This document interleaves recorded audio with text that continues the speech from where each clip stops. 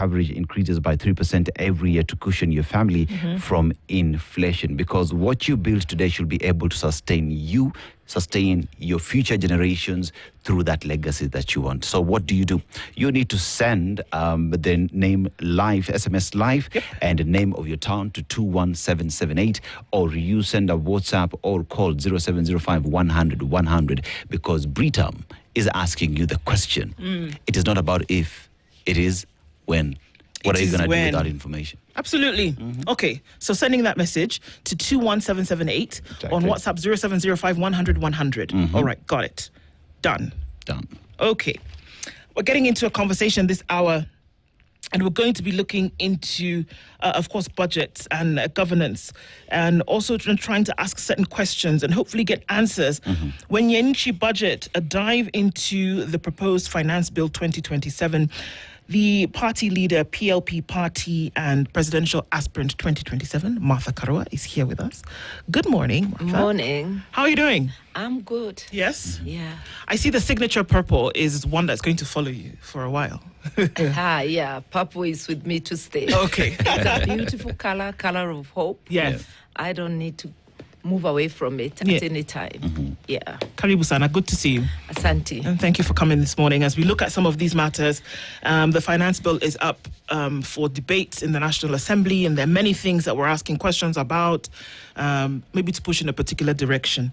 Before we get there, Dennis takes us to Ghana this week. Yes, and Ghana, we think about Kwame Nkrumah and his role in the Pan-Africanism that we talk about today, when he said that if we are the first country to gain independence in the continent, it would not make sense for us if it does not translate to all the other countries in the continent. And you think about that today, if only the continent would speak in one voice as intended by the forefathers, where would we be? But let's go to the proverb. Yes. The strange does not know where village elder was buried. The strange does not know where the village elder was buried. How would you interpret it? Is that it's the householder who knows their, where everything is. Yeah.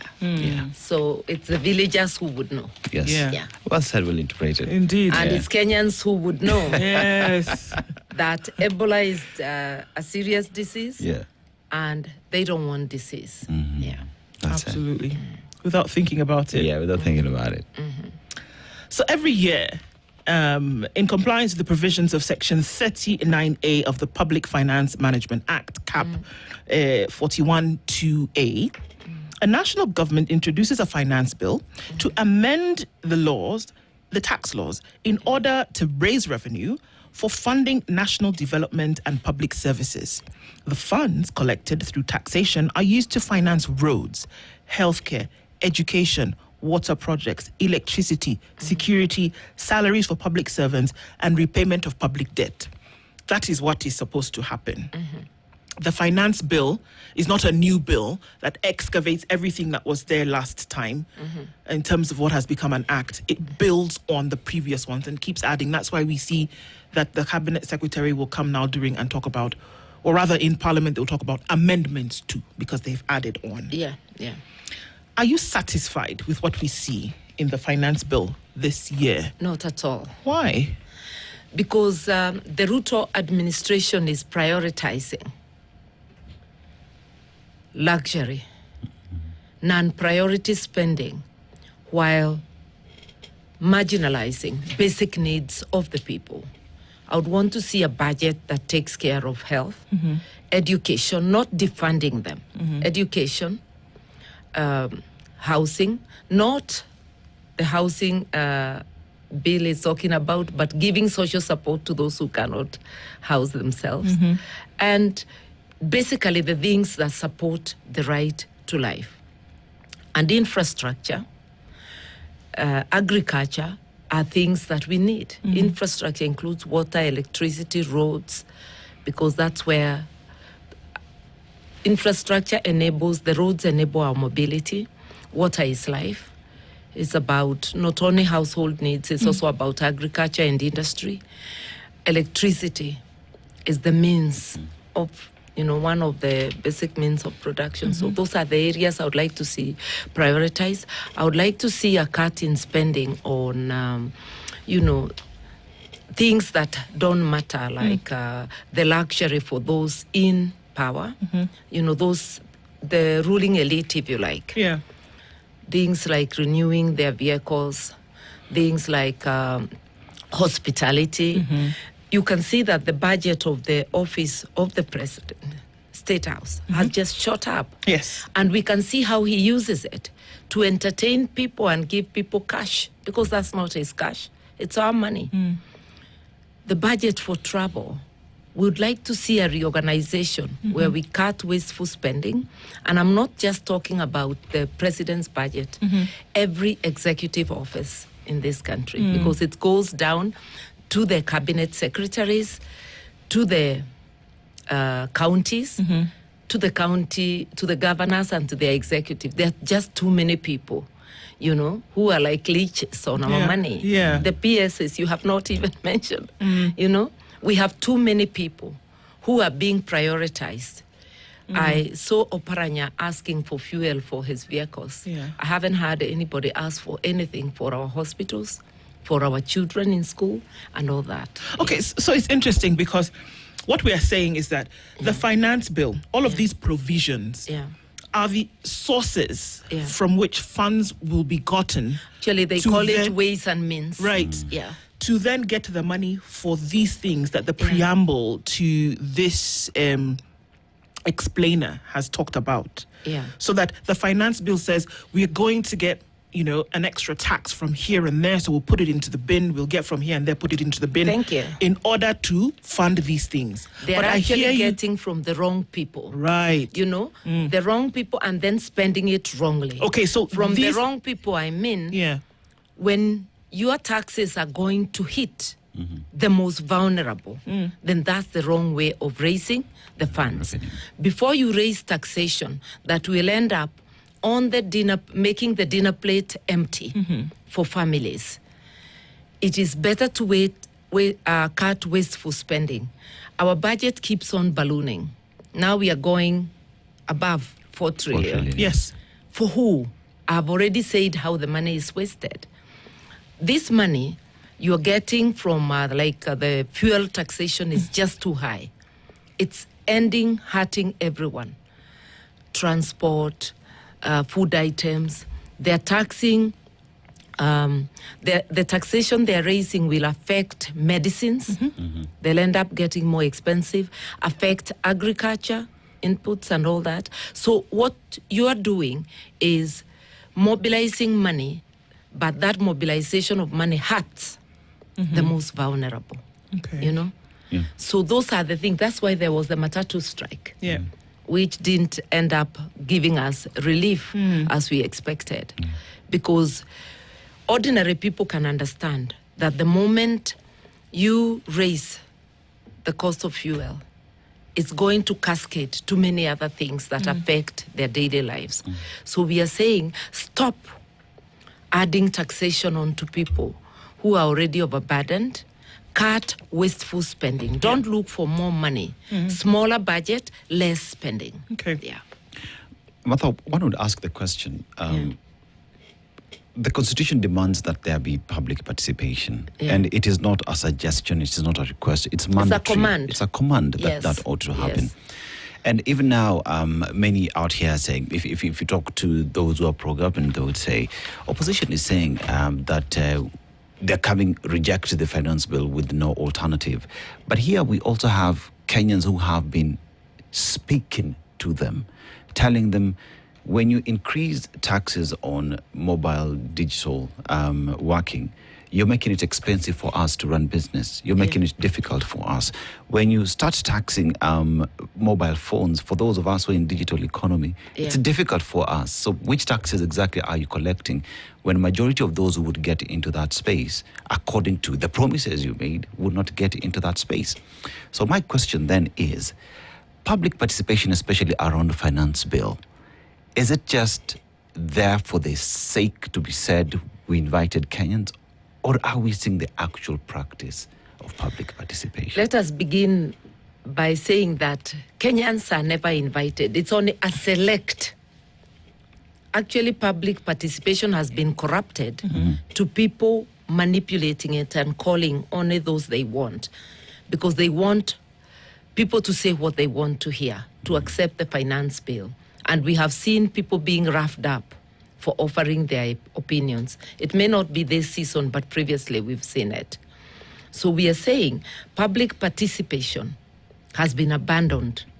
Meaningful public participation has been abandoned by our leaders, and that is the same way they have abandoned the Constitution in many things. Taxing the digital space is actually raiding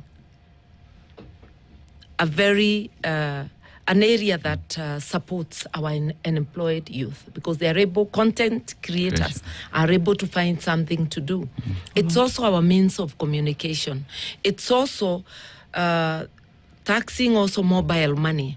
Is taxing the unbanked, who now have found solace in the M-Pesa thing.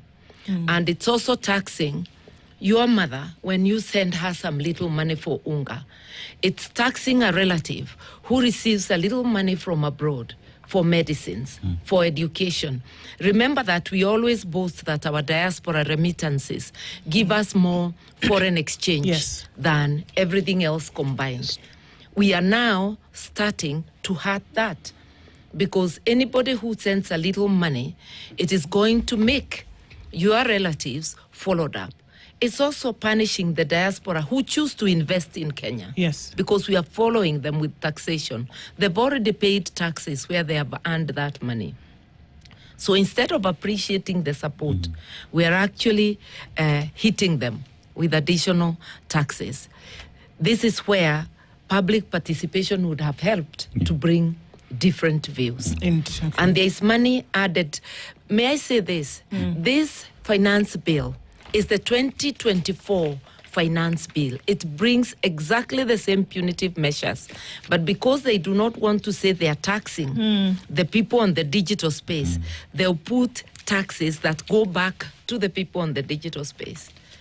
If you tax the service providers, it's going to turn back to the person using that service. The same for M-Pesa. So the same measures rejected by the Gen Z, and which caused the death of so many, the injuries of so many, is the same thing. They are returning through the back door. Okay. Yeah. It's interesting because today, then, we see the report of certain things that, for lack of a better word, I'm going to call them defunded in this budget. Yes. Education is being defunded. Indeed. And we're looking to the tune of 57 billion shillings. Health is being defunded to the tune of 12.7 billion shillings. And that is going to probably jeopardize the teachers who already, for whom this is already a pain point. But there are certain things that never seem to be touched when it comes to this spending, that budget that you're looking to fill. So I want to ask you, you served as an MP for Gishogo. You served as the Minister of Water. You served as the Ministry for Justice and Constitutional Affairs. Is it possible to use one vehicle for 10 years? Is it possible to just service the vehicle, fuel it, pay the driver, and maybe not need another one every 5 years? Is it possible? And I'm talking practically here. It is possible. And I am using vehicles that are more than 10 years. And they're fine. And in the ministry, I remember when I entered Ministry of Water as minister, I found an old vehicle. The Moi government was not able to buy vehicles every other day. Remember, they were not getting support, donor support, and the budget was low. They were not buying vehicles. Ministers were still moving. So it is not necessary that every year people are buying vehicles. Every so often you're buying vehicles, and it may be a vehicle. For a minister, the vehicle shouldn't have traveled a lot because your duties are in Nairobi. But these days, we have introduced something called traveling. Every senior government official is traveling like it's the end of the world, locally and abroad. And wherever President Ruto is on a local journey, you will find not just the minister, you will find hundreds of vehicles. So wasteful spending. So President Kibaki didn't travel a lot. This He we traveled, know. but we all didn't. So we my did not question always was, go. did you all, because there would be a CS, maybe 3 or 4, 5 that would accompany President Ruto. President Kibaki traveled, but did you all accompany him? You One. being in specific positions? He traveled very little. As Minister for Water, I remember going with him to Garissa and Wajir. That was one trip. I remember going with him to Kambani. I didn't go with him anywhere else. But I myself went various places. You see, and very light entourage. You actually have no entourage, it's just your officers. You see, and even him when he was going, we never followed him everywhere. People are in their offices working. That's where he expected you to be. We went where we were needed. Now it's a competition of who is seen. And it's not just the politicians. It's also, and it's not just the senior officers, it's almost everyone. You know why I insist on this, Martha? Yeah. Because I'm coming back to this explainer Yeah. that has been placed by the National Assembly. Yeah. And the preamble to all of this Yeah. is, and I'm going to read it again, Yeah. that the national government introduces a finance bill Yeah. to amend tax laws in order to raise revenue for funding national development and public services. The funds collected through taxation are used to finance roads, Yeah. healthcare, education, water projects, electricity, security, salaries for public servants, and repayment of public debt. Now, if the money collected is supposed to do these things, Yeah. and it's not being done, Yeah. where do you see the problem being? Because if we are defunding education, healthcare, 2 of the major things that have been mentioned Yeah. here, it seems to be a bit of a problem. So they lie to us. The way the explainer is the way it should be. Yes. But they're not funding it that way. They are flipping it, starting with non-priority and ignoring the priority spending. When you defund, you actually have not raised money for that purpose because you're defunding. You are even getting money from health by defunding it. You're getting money from education as though it was not a priority item by defunding it. You are raising the funding for State House, for many other unnecessary things. And if you look there, you'll see that the MP's the luxurious spending, including travel, is not touched. You will see travel budgets for the counties. You will see those things are not touched. You will see the tea and mandasi has not been scrapped, you know, hospitality. Because we can do without hospitalities. We can defund and leave a very, very small component for that essential cup of tea for that visitor you cannot avoid serving. But for yourselves, you tighten the belt just like everybody else. Yeah. You know, Martha, I look at the legitimacy of the finance bill because the order for public participation to occur should be seen, should be felt, meaningful public participation. Where that then does not happen, where is the legitimacy of this document you call finance bill if it did not adhere to the tenets of the Constitution to stand free? My favorite description of this government is illegitimate government because even the legitimacy they would get by doing things that resonate with the people, they destroy it themselves. So when a government does not listen to the people, to public opinion, because public participation is not just that hall where they call people. It's when people speak out and you hear, even through the media. It's when you hear that the public sentiment all around the country, like the Gen Z protest was like a public participation on current affairs.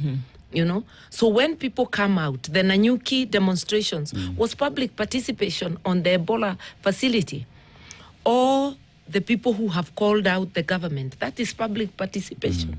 It need not be formal in a hall. Yeah. But the government is tone deaf. Therefore, today, as we talk about that and that act as is and the legitimacy that we talk about, what Ndu has just described on the explainer is what should be. That's what must should be. And they know it. That's why they give us that. Yes. You see? Because they cannot say, we are mobilizing money to tax our luxury. So they're hiding behind what is stated in the Constitution. But when it comes to applying the money, they flip it. That means they know exactly what should be done, but they choose intentionally not to do it because they are protecting the illegitimacy that does exist. Indeed. Where you use the law wrongly. Because the people are saying, don't do this to us. Then you bring out the law enforcement agencies, and they'll even go beyond what the law allows them to do. They will kill. They will harm. So you know that what you're doing is wrong, but you're telling other people follow the law. Those who are following the law are the ones you hurt. You don't follow the law, you go with impunity. But to hide your impunity, you do the explainer. And this is not just on the case of the explainer. If you hear statements when they are saying that they don't want people out to demonstrate, and it is a right, they'll be telling you you are breaking the law. When it is them who are breaking the law. So it's a government that flips everything upside down. So one of the big issues that nobody can run away from at the moment is that Kenya has an expenditure problem, not a revenue problem. You can find the money. There's an expenditure problem here, and economists across board have established this. The other problem is that Kenya has a huge public debt issue that on 100 shillings, 70 shillings today, I mean, that has fluctuated. And we continue here and there. adding to it. Yeah, it goes to debt, which unless it's deemed odious, it's got to be paid. So if it were you, what would you do? Because again, that call comes and says, well, everybody's castigating and saying this is wrong. But if you were given an opportunity, how would this look different? I'll say what I still said in 2022 during the debate. And I actually agree with what you have said. I said our problem is expenditure, not revenue. We are raising revenue, but we are misapplying. So one, I would cut all wasteful spending. I would prioritize basic needs of the people.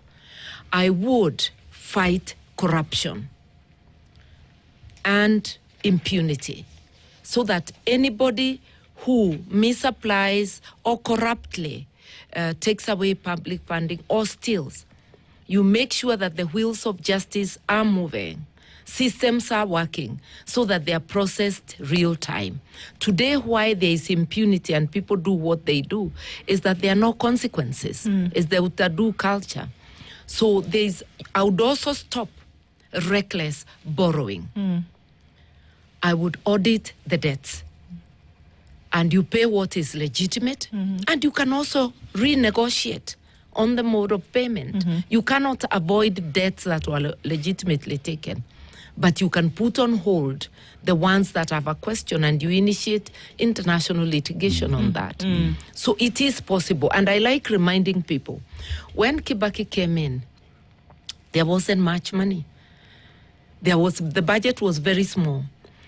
Because no government puts money, you never find money in a granary or in the consolidated fund, which you come and spend. Revenue is raised and spent as it is raised. So the question is just sitting down to prioritize, to agree these are the priorities, this is how we do them. And even on priorities, our people, we become a thieving nation where we steal from ourselves. So the people we have entrusted in applying that money, even for priority spending like health, like education, there'll be lots of stations where people are rent-seeking, where people are actually going to work to find out how they can turn that money, not for public benefit, but for private benefit.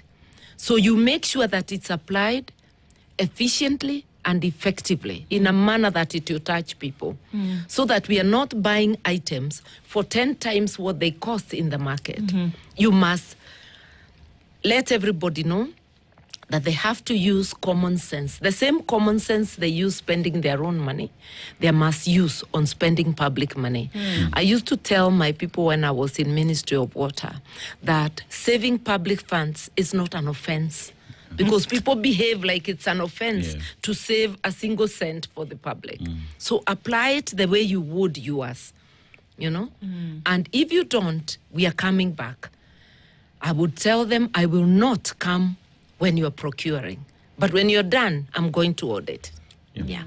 Because the law doesn't allow you to interfere. It is their work. You let them do their work. But let them know these are the agreed lines as you go about your business. Do the best you can. Apply public money properly according to the law, and you leave them. Then after that, you audit. And that helped. You see, people applied common sense and little budget. My beginning budget was so small, but we were able to allocate money to every county, you know? And in future budgets now, when I was there, I would be able to look at the budget and tell them where to reorganize. Because you find monitoring and evaluation. If you total, it will be huge, and it's money that can be spent on the same whatever. That's like travel, you know, travel by your officers going to monitor and evaluate. You also slash that. Indeed. You also check the way they do things. Like I had found that when they are going to the field to whatever boreholes, to sink boreholes, they are leaving things they need in the office. So going and camping out there, and 3 weeks they spend coming back and forth. You just tell them, do a checklist. Leave here when you're ready. And if you leave when you're not ready, somebody will have to answer why we are wasting public money. Just simple conversations that unlock things. And you find that even with little funds, actually I would not try to make a bigger budget, but before you apply the common sense of using the money efficiently and effectively. You know, Martha, you've just given us an idea that it can be done. It is not rocket science. It has been done. It has been done. And it can be done. Yeah, it can be done. Yes. And here, even when you talk about finances, when we borrow debt, and according to the PFM Act, you know why you borrow. It's well stipulated under the law. It's for development. It's for development. You know, but here we are continuously borrowing. But even when you want to place what that money has done, we can't see. Even the contracts that we get into is not public. The debt register today, Kenyans do not know what they owe.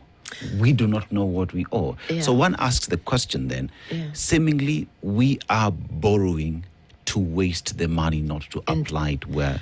We are borrowing in contravention of the law. Because if you know the money is not for development, why borrow? And we also have borrowed money that has never come to the consolidated fund. We need to trace where it went and why the law has been violated knowingly. So all those things. We are a country, we are now in the jungle, the rule of the jungle, because the rule of law ceased to apply. It's the rule of the jungle. What those who feel they have power want to do becomes the law. You can see Ruto, Dr. Ruto, allowing the U.S. to bring Ebola patients. It's a policy issue. You have not consulted anyone, you know? I do not think even a cabinet approval existed.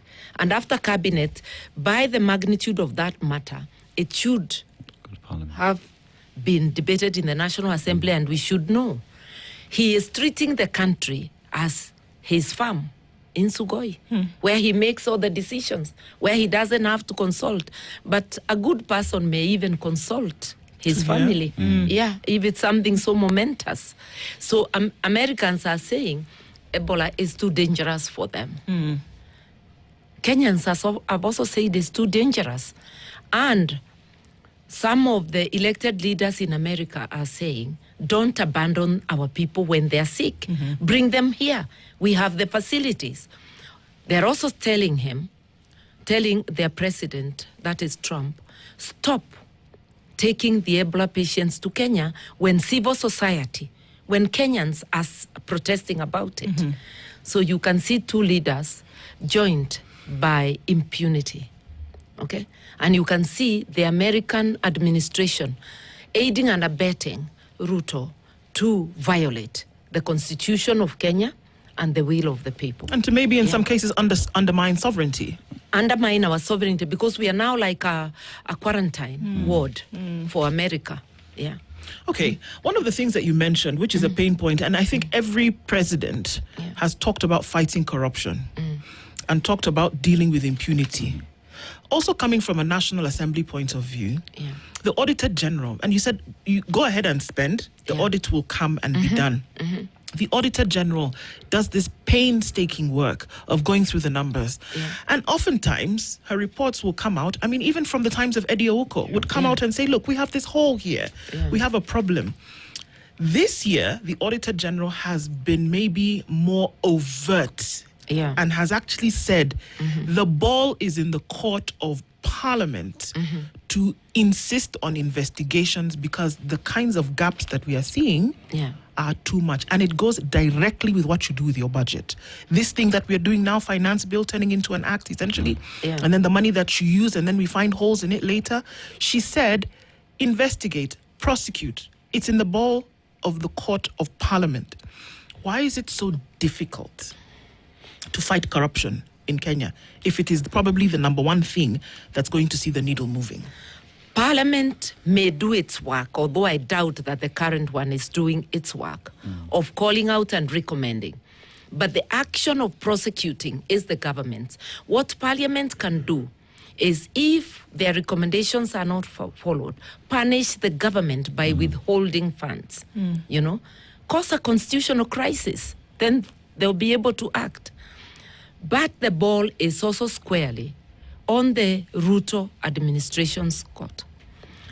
If an officer in Ministry X has been flagged by the Auditor General for over expenditure, you're going to go into that ministry, first suspend those officers. You see? If you take action on the actual officers who are flouting the law, those who are left behind will be fearful, because they know there are consequences. But now, it's nothing happens, not even a surcharge, not even suspension or a reprimand at work. Sure. It looks like those officers are acting on the orders of politicians and therefore are protected.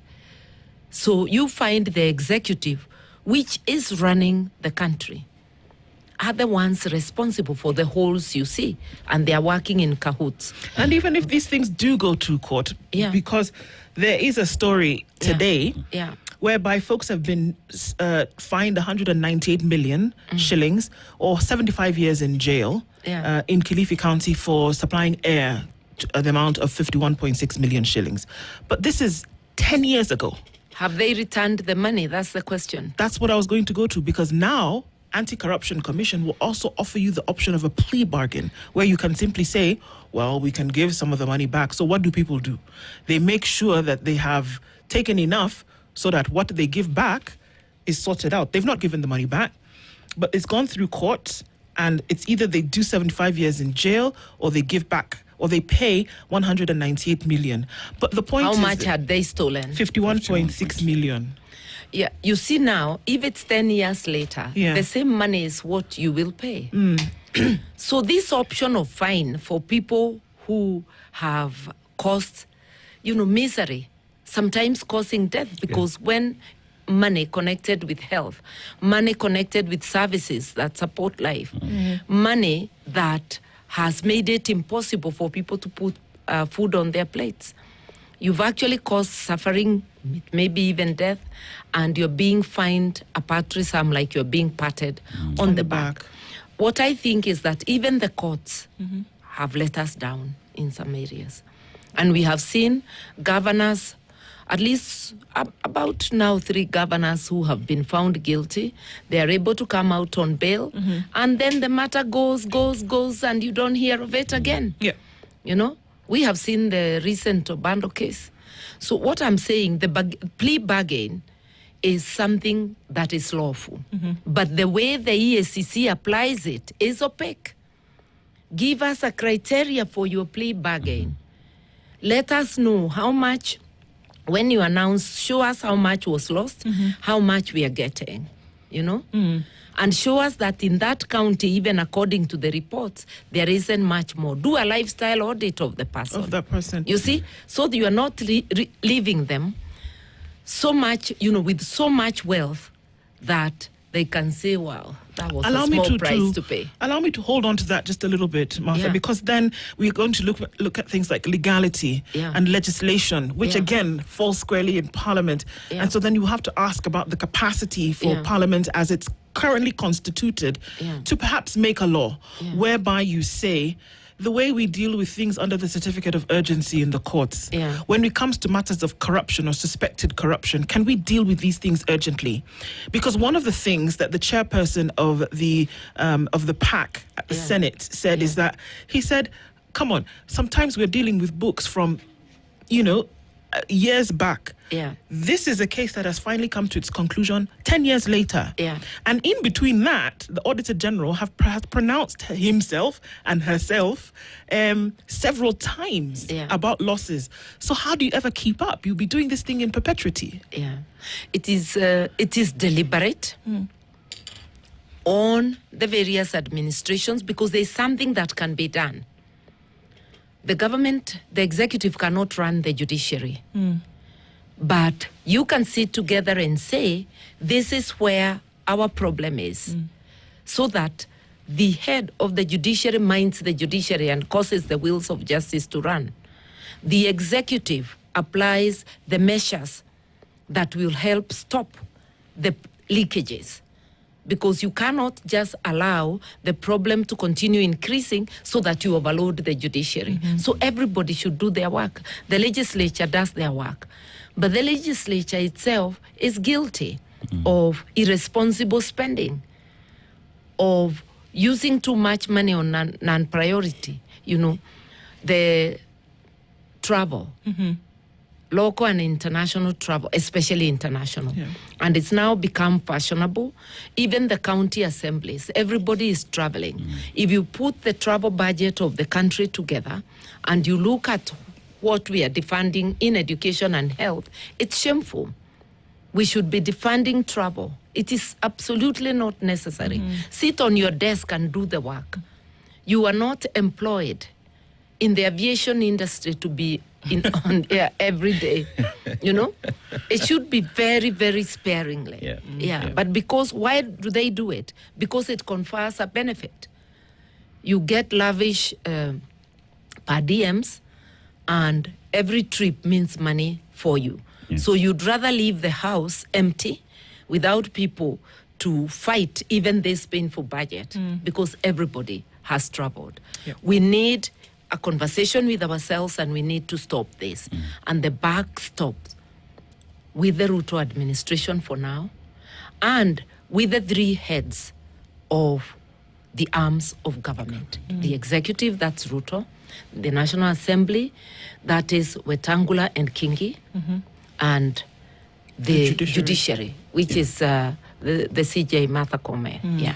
And Martha, what we've just mentioned is all these agencies or the different parts of government must work together for a common cause, which is to serve Mwananchi better. Today we're talking about budgeting. The president's office is talking about 17 billion shillings in his office. And higher than the US budget for Trump's office. Exactly. Yeah. And no one is asking the question, explain to us what these 17 billion shillings will do for us to approve it to come to your office, which is the work of Parliament. Because Parliament should stand in the middle to say, we are protecting these funds that are going to Kenyans, that Kenyans are giving to you. But no one is asking the question. They will not ask because they themselves, their budget is higher than that of the judiciary. Yes. Yeah. Yeah. And you see, again, we come to a body that is, we talk about National Assembly as the makers of the law who are breaking the law. And one is asking the question because the courts have once pronounced themselves on CDF, but they're still implementing that against the law. So when you just sit and look at benefit for Mwananchi from all these bodies, Mwananchi is asking themselves, what will it take for everybody to just obey the law? a total overhaul of leadership. We need value-based leaders, and the people need to elect leaders of integrity. And we need leaders who will give commitment that these are the changes or the transformations they'll bring about. We need to agree that at this time of devolution, funds that are going to the counties, and CDF is one such devolved funds, you can even let it remain under the head of CDF, but it will still be applied by the county government, you see? So that Parliament can truly become a watchdog. So that Senate is a watchdog. Senate has no funding. They now want funds like CDF. Instead of saying CDF should go, they want to join the gravy train. The MCAs want the gravy train. Yeah. The MCAs, you can have ward funds allocated by the county, but applied by the same county. So that the work of the MCAs is to rally their constituents, to prioritize what they want done, and then the work of the county executive is to apply that man. When you separate, then the watchdog will truly play the watchdog role. And I want to say here and now that even when I was a member of Parliament, when CDF started, I actually was opposing it. I was of the view that that's mixing the role. And you now make a watchdog less effective because they too have skeletons. That is what has happened. Yeah. Do you think a finance bill is necessary? And I ask this because if, or is it inconsequential? Because if what it's supposed to be used for is actually being done, would we have these pain points that we see? It wouldn't matter if you were going to amend a finance bill or amend a finance act in the next year, if you were sure that the things that you said they were going to be used for are actually being done. I mean, we give examples all the time of Scandinavian countries who are taxed about 50% of their income, but they're not going to have to spend another cent on some of these things that we talk about. On health, on education, right? All those things. So would it matter if the finance bill was there or not, if the purpose of it was actually being fulfilled? The finance bill is necessary because it's a means of the government letting the people know how it is mobilizing money, that's ways and means, and the expenditure part of it. How are we going to apply it? So that's part of the open and transparent way of dealing with things. And it enables the public to participate. It also enables Parliament to authorize, because by electing an administration, you don't give them a blank check. You keep a tab on how they are spending every year. So a finance bill is necessary. What we do not need, and we must uproot completely with the roots, is impunity. We must follow the laws, not violate them. We must apply the money. When you seek to run a country called Kenya, know that the manual for running Kenya is the Constitution of Kenya. And be ready to follow the manual without violating it in any corner. So the finance bill is necessary, but let us observe the rule of law. Whilst finance bill is necessary, one asks the question, how does the finance bill then help achieve Kenya's vision? Where am I going with this? If you take a country like China, their vision is so clear on where they want to go. They have a vision that will span the next 25 years. So even if a finance bill or how they will fund that is coming out every year, it is clear on where they want to go. Kenya today, we had Vision 2030. Does it even exist today? Is it being implemented? The message to Kenyans is simple. The problem is not the finance bill, because we will always have a finance bill. It's the leaders that you choose, knowingly. You choose leaders, we choose leaders who have no integrity, knowingly. You see, we wish it away. And we even excuse leaders and say they have changed. Do not elect leaders you're not sure of. We need a leadership that can be trusted. A leadership that will follow the law, a leadership that will respect the people who put them in power. When you ignore the people's wishes, you are showing them contempt. It's a contempt card. That's what Ruto is showing us when he says Ebola must come. When his government spend the money the way they are not supposed to, it's a contempt card. When Parliament passes a budget that is oppressing the people, and we are crying as the people, it's a contempt card. So to Kenyans, to fellow Kenyans, why do we elect people who despise us, who disrespect us, who do not even see our humanity? Because if they recognize our humanity, the administration would not send law enforcement agencies to kill. That every time is tear gas, it's injuries, it's death. We are not hearing any uproar in Parliament about the number of deaths in police stations alone. The number of random deaths through abuse of guns in the streets, even when there is no demonstration. So these are people who do not even recognize our humanity. So can we be careful? Because the season is coming along again. Is it money? Or are you going to go for values, for people who feel for you, for people who will act in your best interest? That is the question. And for you to know who we are, it's not what we are telling you today. You want to look at the journey of a person as a leader. Because what we need right now, the Kenya's disease is leadership that is unworthy, that is not trustworthy. To know leaders, you must look at their journey. If we are fighting corruption and impunity so that our resources may be used for the benefit of the people, ask yourself, that leader, you give that MCA seat all the way up to the presidency, are they leaders of integrity? Are they people who have been involved in corruption before? Because if they have been involved in corruption, they are unlikely to fight corruption. What have they done with their position when they were in power?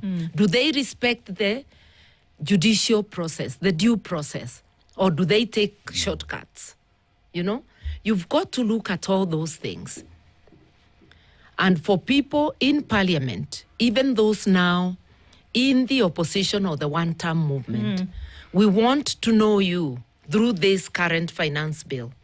We want to see how many will stand in Parliament and talk about it in a way that resonates with the people. And I'll say hats off to Didi Nyoro. I had him in Parliament, and I actually texted him to congratulate him. When you are a member of Parliament, the ordinary person, those of us who are not in Parliament, cannot utilize that space to talk. Don't just talk about the finance bill in a funeral, in a media house like this one, and ignore talking about it in Parliament if you're a member of Parliament. You can talk about it additionally outside of Parliament, but let us hear you in Parliament. You are elected to go to that space called Parliament. You are elected to go to that space called County Assembly. If you don't talk there, you should not be re-elected.